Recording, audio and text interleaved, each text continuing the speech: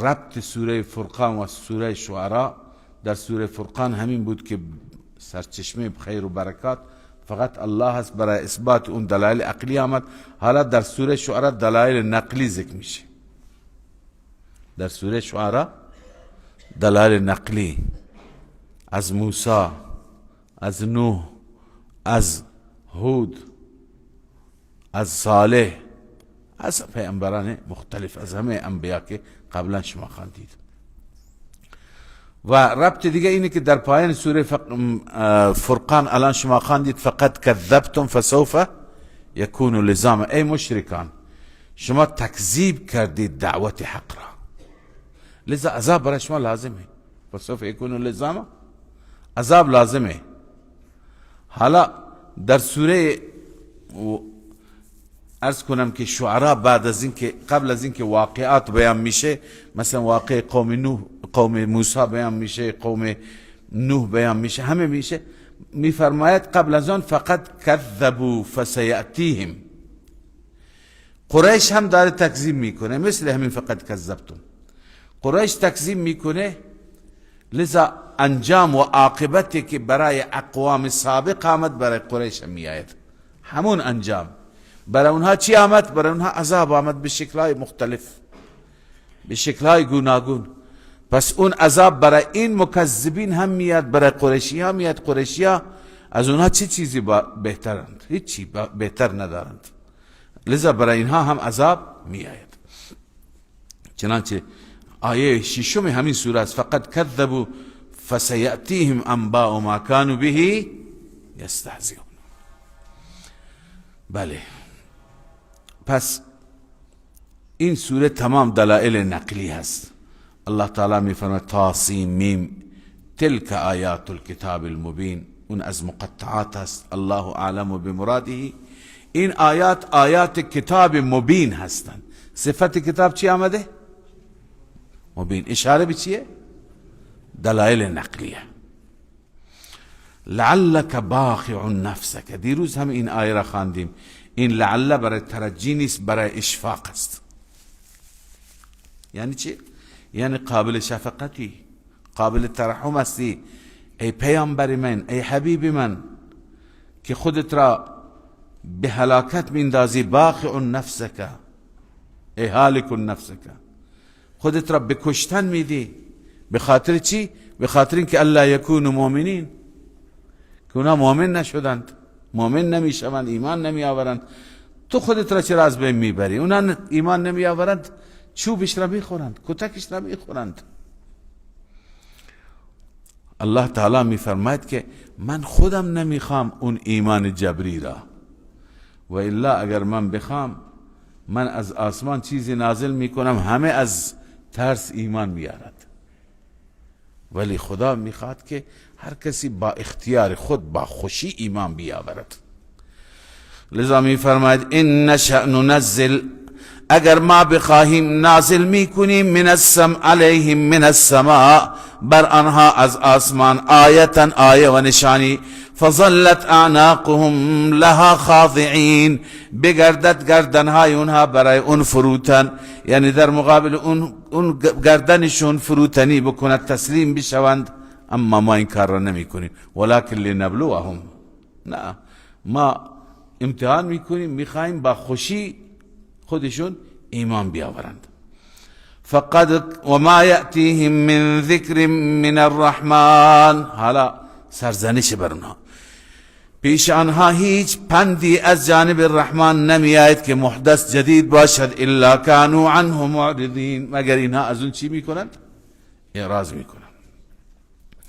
فقد كذبوا فسيأتيهم انباء ما كانوا به يستهزئون. درجه اول انکار اونها اعراض است، درجه دوم تکذیب است. حالا برای تکذیب خدا تخویف دنیوی بیان میفرماید. فقد کذبوا، اینها تکذیب کردند. فسیأتیهم، ان قریب میاد پیش اینها، انباء ما كانوا به یستهزئون، خبر اون چیزی که مسخرش میکردند. چرا مسخره میکردند؟ عذاب را مسخره میکردند، خبرش میاد. اولم يروا الى الارض كم انبتنا فيها من كل زوج كريم، الله میفرماید آیا به زمین نگاه نمی کنند؟ این بعضی میگن تخویف دنیوی است، بعضی میگن دلیله. به زمین نگاه نمی کنند چقدر ما رویاندیم در زمین من کل زوج کریم، از هر جفت معزز، خوب، زیبا، یعنی هر چیز رنگ برنگ متنوع. خدایی که قادر هست هر چیزی را خلق بکنه برای عذاب دادن هم به راحت قادر هست. از این جهت بعضی میگن تخویف دنیوی است. ان فی ذلک لآیه، همانا در همه اینها نشانه هست، نشانه عقلی که دال بر قدرت الله. اما اینها چون که در تعصب خودشون گرفتارن و ما کان اکثرهم مؤمنین، اکثر اینها ایمان نمی آورند. و ان ربک لهو العزیز الرحیم، اما رب تو عزیز هست، غالب هست، می تواند عذاب بده. اما اگر مهلت میده، اگر تأخیر میاد، به خاطر مهربانیش است. الرحیم مهربان است. و اذ نادى ربک موسی، از اینجا دلیل نقلی تفسیری اول شروع میشه. این دلیل نقلی از دعوت موسی است. دعوت داد دو قوم را، قوم دعوت و قوم اجابت. اول اون قوم دعوت یعنی فرعونیین. موسی را خداوند از اونجا آغاز میشه که به پیغمبری برگزید و او را فرستاد. گرچه این دلائل را شما قبلا خواندید، آیات را هم شبیه این آیات خوانده شده، به ترجمه بسنده میکنیم چون مباحثش به تفصیل قبلا خوانده شده. بعضی ها مباحثش هم در سوره قصص میاد که اونجا داستان موسی ابعاد دیگری که تا به حال نخواندیم اونجا میخوانیم. و اذ نادى ربک موسی ان ائت القوم الظالمین، زمانی که ندا کرد رب تو موسی را که ای موسی ان ائت القوم الظالمین، بیا پیش قوم ظالم، اونجا برو، یعنی قوم فرعون. قوم فرعون الا یتقون، آیا اونها پرهیز نمی کنند؟ آیا اونها از شرک و کفر دوری نمی کنند؟ برو به اونها برسن تا دوری کنند. اما معروض اول موسی چند تا عرض داره. قال رب انی اخاف ان یکذبون، بار اله من می ترسم این که مرا تکذیب کنند. مرا که تکذیب کنند، این تکذیب سبب ضیق قلب من بشه، من ناراحت میشم، احساساتی میشم، اون وقت نمیتوانم تبلیغ کنم. و یضیق صدری، دل من میگیرد، سینه من تنگ میشه. ولا ینطلق لسانی، و زبان من منطلق نمیشه، جاری نمیشه، روان نمیشه. لذا کمکی میخوام از بجای یک نفر دو نفر. فارسل الی هارون، به سوی هارون بفرست، یعنی او را هم رسالت بده، او را هم وظیفه بده با من بیاد. این معروض اول. معروض دوم، ولهم علی ذنب، برای آنها هست بر من گناهی. یعنی چه؟ یعنی اشتباهی که مرتکب شدم. فاخاف ان یقتلون، می ترسم که مرا بکشند. ببین موسی معنیش این نیست موسی از مرگ می ترسید. ببین این دلیل هست برای اینکه هارون را بفرست. یعنی من می ترسم مرا بکشند، رسالت انجام نگیرد، در ادای رسالت کوتاهی بشه. لذا هارون که در کنارم باشه، اگه منو بکشند هارون تبلیغ را ادامه میده. معنیش اینه، رسالت تکمیل میشه. پس فارسل الی هارون ولهم علی ذنب فخاف ان یقتلون. اما الله تعالی میفرماید موسی اونها را توفیق نمیدم دست به تو دراز کنن. قال کلا هرگز نیست اینطور. فذهبا بآیاتنا، هر دو بروید همراه با آیات ما. انا معکم مستمعون، ما همراه شما هستیم، استماع کننده هستیم، گوش میکنیم، شما را نصرت میکنیم، یاری میکنیم. فأتیا فرعون، هر دو تا هم بیایید پیش فرعون، برید پیش فرعون. فقولا انا رسول رب العالمین، به او بگویید همانا ما فرستاده رب العالمین هستیم. چه خواسته دارید؟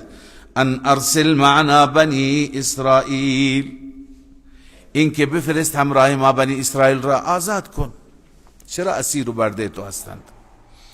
اما وقتی که رفتن اینو به فرعون گفتند، فرعون شروع کرد منت گذاشتن. ای موسی، مگر تو نبودی که در کاخ ما بزرگ شدی؟ ما تو را مگه تربیت نکردیم؟ ما تو را نگهداری نکردیم؟ بخشی از عمرت را اینجا سپری کردی در کاخ ما، بعدا رفتی مردی را از ما کشتی و کفران نعمت کردی با این کار. ما اینجا بهت لطف کردیم، احسان کردیم، نمک پرورده شدی، بعد نمکدان را شکستی، از خود ما کسی را کشتی. موسی علیه السلام برای این توضیح میده، میگه من اون نمیدانستم که میمیرد. قال الم نربک فینا ولیدا، آیا ما تو را تربیت نکردیم در وجود خودمون، در میان خودمون، در حالی که بچه بودی؟ ولبثت فینا من عمرک سنین، ماندی در میان ما از عمر سالهای اینجا سپری کردی. و بعد از آن وفعلت فعلتك التي فعلت، کردی اون کارت را که کردی، یعنی کسی را کشتی. و انت من الکافرین، یعنی با این کارت از کافرین شدی. کافرین یعنی ناسپاس، ناشاکر. این همه لطف به تو ناسپاسی؟ موسی علیه السلام جواب دومی را میده. جواب اولی هم میاد، ولی این چون که اینجا یک اعتراض به موسی وارد است که انسانی را کشته. قال فعلتها اذا وانا من الضالین، من انجام دادم آن کار را در اون هنگام در حالی که من نمیدانستم. ضالین به معنی راه گم کرده هست، کسی که راهش را گم کرده. یک معنیش اینه که هنوز من نمیدانستم، پیغمبر نشده بودم، خیر و شر را نمیدانستم. یکی که نمیدانستم اون میمیرد، قصد کشتن نبوده، اما بعد از اون مجبور شدم فرار بکنم. ففررت منکم لما خفتکم، از شما گریختم وقتی که از شما ترسیدم. اما بعد از اینکه گریختم فوهب لی ربی حکما، رب من به من بخشید حکمی، یعنی دلیل نبوت، یا اینکه حکم حکمت و دانایی، مباحث عقلی. وجعلنی من المرسلین، و مرا پیامبر قرار داد. شیخ امام میفرما حکما اشاره به دلایل عقلی هست، وجعلنی من المرسلین اشاره به دلایل نقلی و وحی هست. یعنی خدای تعالی حالا به من چنان نعمتی داده که هم دلایل عقلی دارم، هم نقلی دارم، هم وحی دارم. و تلک نعمت تمنها علی، اینکه فرعون گفت الم نربک فینا ولیدا، اولین منتی بود، ما تو را کوچک بودی تربیت کردیم. موسی میگه تو به من لقمه نان دادی، ولی از یک طرف قوم من را برده خود قرار دادی. این لطفی تو داری میکنی بر من یا ظلم و ستمی هست؟ و تلک نعمت تمنها علی، این نعمتی است که منت میگذاری بر من. ان عبدت بنی اسرائیل، این که تو به بردگی گرفتی بنی اسرائیل را برده خود قرار دادی. بر ما لطف کردی یا بر ما ظلم کردی؟ و بالاخره جواب فرعون را داد. حالا فرعون جوابی نداشت، از اون شخص پرید به این شخص. اونا گفته انا رسول رب العالمین، ما رسول رب العالمین هستیم. حالا فرعون میگه خب این بحث را بذار. قال فرعون و ما رب العالمین، رب العالمین چیه که تو میگی انا رسول رب العالمین؟ موسی علیه السلام مطالبی میگه که این مطالب مثل تیری بر قلب فرعون هستند. هرچی بیشتر توضیح میخواد موسی بیشتر توضیح میده، از این بر فرعون فشار میاد، چون تکبر داره. متکبر تحمل نمیکنه تعریف غیر خودش را. موسی چی گفت؟ قال رب السماوات والارض وما بینهما، گفت که رب آسمان هاست، رب زمین است، رب ما بین این هاست هرچی که در میان زمین و آسمان رب همه هست، تربیت کننده و پرورش دهنده همه هست. این کنتم موقنین، اگر شما یقین دارید، شما باور دارید. احساساتی شد از این جوابش. قال لمن حوله الا تستمعون، به اطرافیانش گفت میشنوید چی داره میگه؟ اشاره به اینه که حالا من رب العالمین نمیدونه، کسی دیگر را میدونه. الا تستمعون، نمیشنوید؟ چقدر داره گستاخی میکنه. موسی علیه السلام وقتی که شروع کرده به بحث توحید، دیگه شلیک پشت سر شلیک، تیر دیگه به قلبش میزنه. قال ربكم و رب آبائكم الاولین، نه تنها رب آسمان ها و زمین و ما بینشان هست، بلکه رب شما هم هست، رب پدران اولین شما هست. شما را هم او تربیت کرده، او بزرگ کرده، او حکومت داده. فرعون دیگه نمیتونست تحمل کنه. قال ان رسولكم الذي ارسل اليكم لمجنون، این دیوانه است، چی داره میگه؟ ان رسولكم الذي، همان رسول شما که فرستاده شده به سوی شما، لمجنون، دیوانه هست. موسی سومی را میزنه. قال رب المشرق والمغرب، اون رب العالمین رب مشرق و مغرب و ما بینشان هست. ان کنتم تعقلون، اگر شما عقل و خردی داشته باشید. فرعون دیگه عصبانی شد، عصبانیتش به اوج رسید، تنگ آمد، به جنگ آمد. دیگه موسی یک بار دیگه یک چیزی دیگه بگی من تو را زندان میکنم. قال لئن اتخذت الها غیری، اگر معبودی غیر از من، ربی بغیر از من تو انتخاب کردی، لاجعلنک من المسجونین، حتما سوگند به ذاتم تو را قرار میدهم از زندانی ها، زندان میشی. موسی علیه السلام میگه گرچه من یه چیز آشکار بیارم، دلیل واضح بیارم، بازم زندان. قال اولو جئتک بشیء مبین، گرچه من بیارم یه چیز واضح، بازم من زندان میکنی؟ دلیل اخی من دارم. فرعون گفت باشه دلیل بیار. قال فأت به ان كنت من الصادقین، بیاور آن را اگر راست میگی. فالقى عصا، موسی عصاش را انداخت.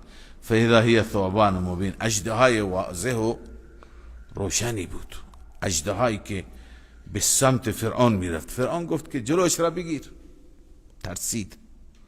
موسی علیه السلام دوباره به دست گرفت، عصا شد. و دوم و نزع یده، دستش را در آورد از زیر بغل. فاذا هی بیضاء للناظرین، درخشنده بود برای هر بیننده و تماشا کننده. خلاصه فرعون نه برای دلایل عقلی موسی جوابی داشت و نه برای این معجزه موسی جوابی داشت.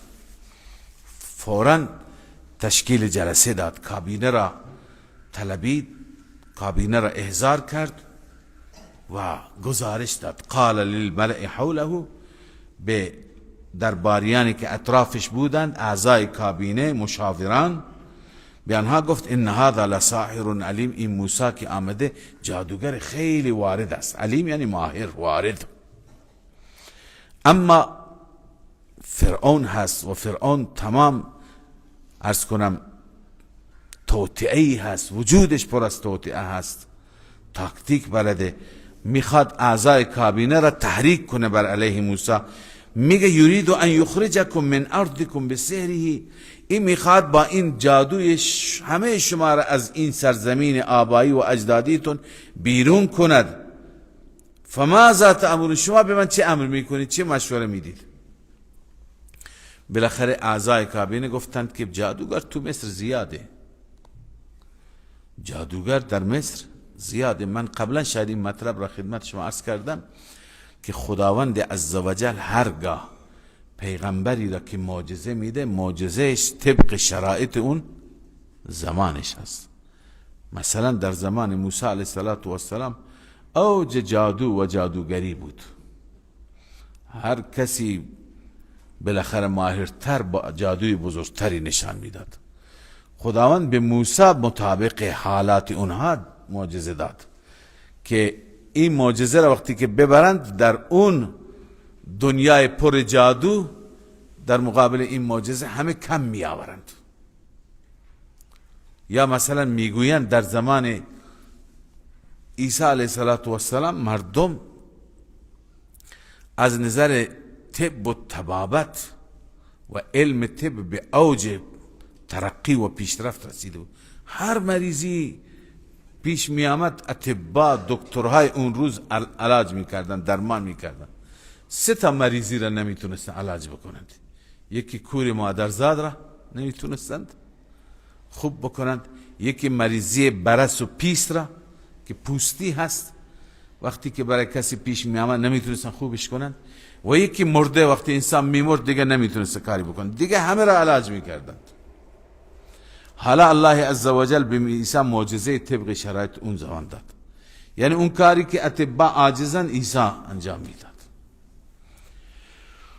حضرت رسول صلی الله علیه وسلم در زمانی آمدن که مردم افتخارشون بر فصاحت و بلاغت بود.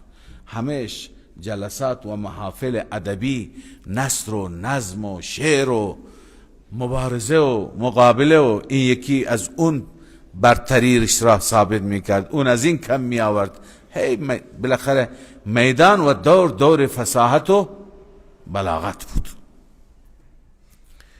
خدای عزوجل به رسول الله صلی الله علیه وسلم کلام الله را داد که این معجزه روی همه اون فصحا و بلغا را کم کرد. همه کم آوردند، همه عاجز شدند. پس معجزه هر پیغمبر مطابق شرایط زمانش است. در این زمان موسی علیه السلام جادوگر زیاد بود، به همین دلیل اونا گفتن که جادوگران را بخواهیم. الله می فرماید که قالوا ارجه و اخاه، مهلت بده او را و برادرش را و بعث فی المدائن حاشرین، بفرست در شهرها که جمع کنند جادوگران را.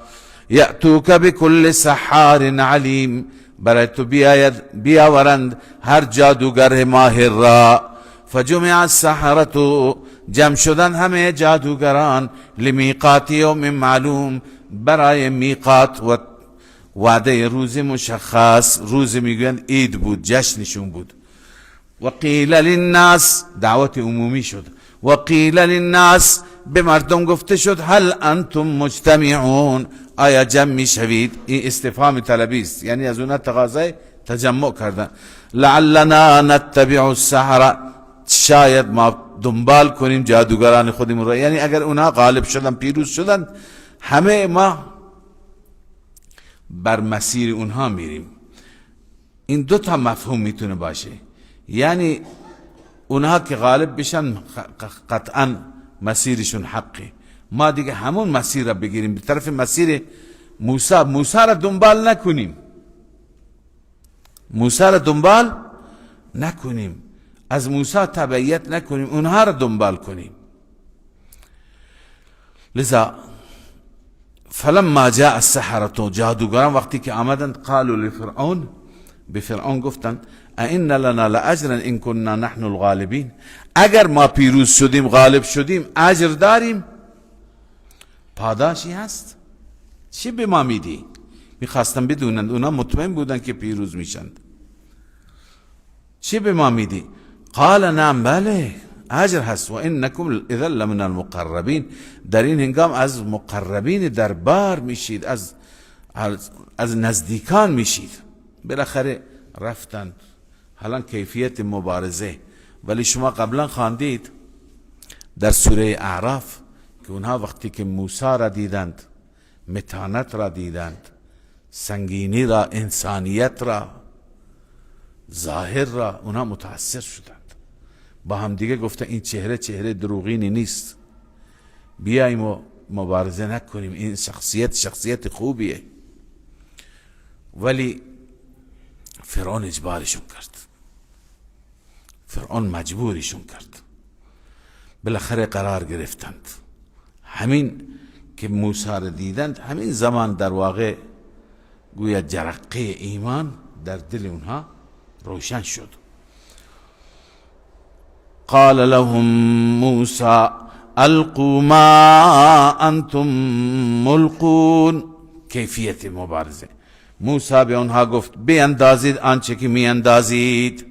فالقوا حبالهم و عصیهم، انداختن ریسمانهای خودشان را و عصاهای خودشون را. حالا ببین اینا، قبلا من این نکته یادآوری کردم که اینها چقدر بعدا تغییر میکنه. ایمان که بیاد، واقعا ایمان یک قوت خاصی دارد، انسان را کلا تغییر میده، از این ور به اون ور میکنه وقتی ایمان واقعی باشه. حالا اینا اول آمدند، همش هم مغمشون پول است، این لنا لاجرا، و بعد اعتقاد و باور ایمانشون را بگین.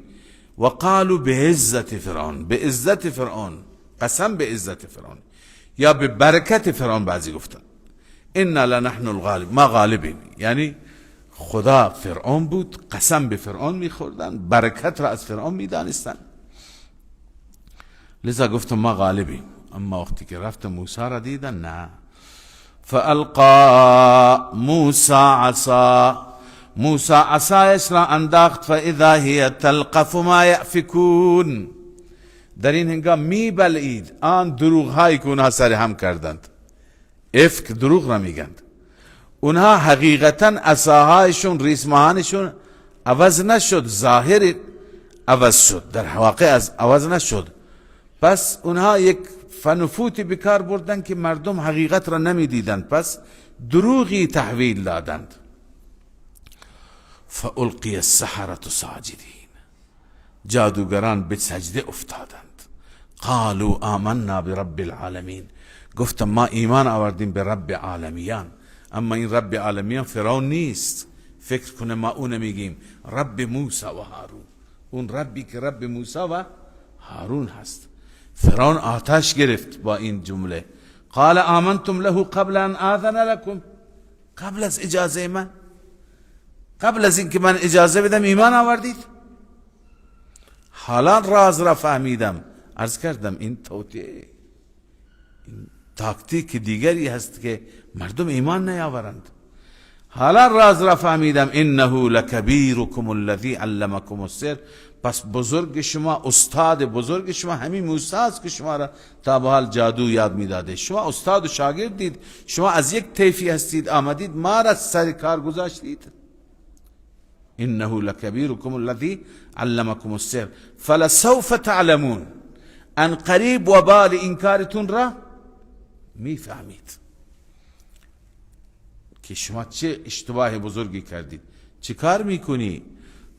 لأقطعن ایدیکم و ارجلکم من خلاف، دست و پای شما را برعکس قطع میکنم. ولأصلبنکم اجمعین، بدار میزنم شما را همگیتان را. قالوا لا ضیر، حالا ببین ایمان آمده، ایمان آمده. نه پول مهمه، نه ثروت و سرمایه مهمه، حتی نه زندگی. ایمان که بیاد نگاه ها عوض میشه. انسانی که نزدیک را وزیر پاش را قبلا نمیدید، حالا دور میبینه، یک دنیای دیگر را میبینه، بهشت را میبینه، نعمتهای اون دنیا را میبینه. اینا قبلا خدمت شما عرض کردم که هنوز پای درس موسی ننشستند، هنوز دوره ندیدند، هنوز موسی برای اینها دوره تربیتی که دوره های تربیتی ایمان را تقویت میکنه نگذاشته. ولی با همین یک جرقه این همه تحول و تغییر آمد.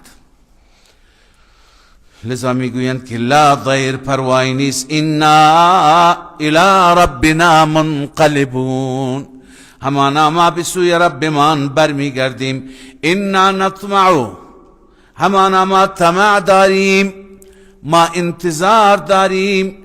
ان یغفر لنا ربنا خطایانا، قبلا طمع پول، حالا طمع نعمت اون دنیا، نه این دنیا. رب ما ببخشد ما را، خطاهای ما را. ان كنا اول المؤمنین، ای لأننا كنا، چون ما شدیم اولین گروهی که ایمان آورد به موسی، لذا انتظار داریم در عوض این رب ما را ببخشد. بالاخره اون چی که تا اینجا میخوانیم، جادوگران را فرعون به دار زد، همه را شهید کرد و بعد از اون میخواست که با موسی علیه السلام راهی بره، میخواست موسی را کارش را تمام بکنه، چون که درباریان گفتن که اینها که خودمانی بودند اینا را کشتی، جادوگران را به دار زدی. اتذر موسی و قومه لیفسدوا و یذرک و آلهتک. حالا عامل اصلی موسی است، سبب اصلی موسی است، مشکلات را او درست کرده، موسی را چرا میذاری؟ چرا موسی را گذاشتی؟ او را بکش. حالا مشورهش دادن که شما این کار را بکن. لذا تصمیم قطعی گرفت که دیگه موسی داره برای من خطرساز میشه و خطرناک میشه، باید موسی کارش را یک سر بکنم. خداوند میفرمه ما هم به موسی دستور دادیم که قومت را بردارو برو. و اوحینا الی موسی، ما به موسی وحی کردیم ان اسر بعبادی، اینکه در شب ببر بندگان من را، انکم متبعون، این علت چون شما تعقیب میشید.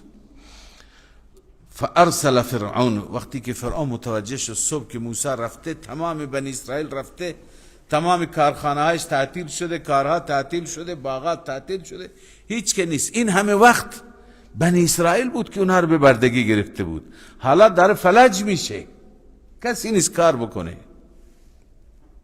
عصبانی شد. اگر موسی به تنهایی میرفت فرعون از خودش بود. لذا در تمام شهرها فرستاد تمام لشکریان و ارتش بیاد که باید اینها رو تعقیب بکنی. میگن جمعیت بنی اسرائیل هم زیاد بود، الله اعلم در کتاب ها نوشته 600,000 نفر بودند که با موسی رفتن. فارسل فرعون فی المدائن حاشرین، فرعون فرستاد در شهرها که حاشرین، همه را جمع کردند، همه لشکر را. ان هؤلاء لشرذمة قلیلون، همانا این بنی اسرائیل شرذمه کمی هست، یعنی گروه اندکی هست، گروه بسیار کوچکی هست. اما و انهم لنا لغائظون، همانا اینها ما را به غیظ آوردن، ما را به عصبانیت آوردن، خیلی ما را ناراحت کردن. و انا لجمیع حاذرون، البته ما جمعی هستیم، لشکری هستیم که باید هر که از ما بترسه.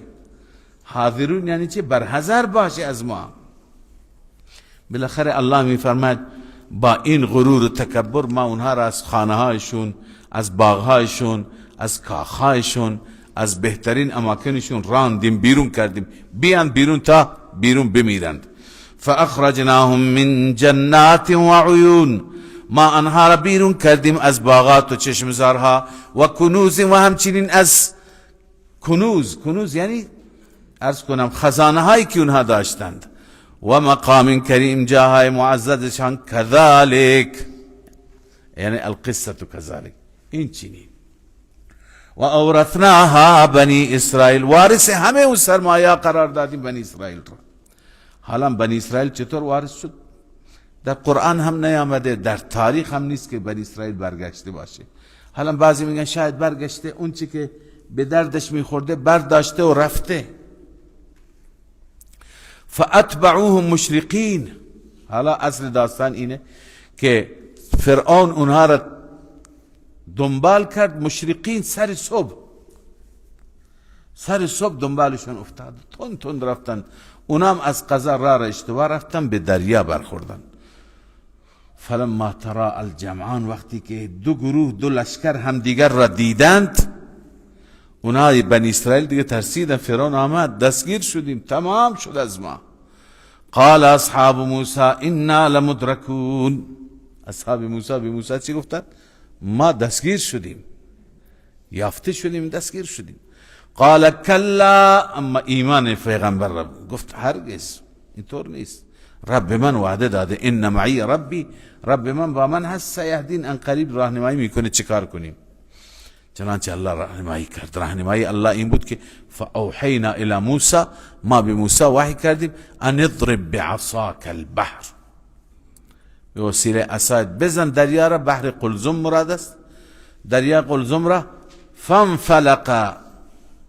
فانفلق یعنی شکافته شد، باز شد. فکان فی کل فرق، هر گروهی بود که طود العظیم.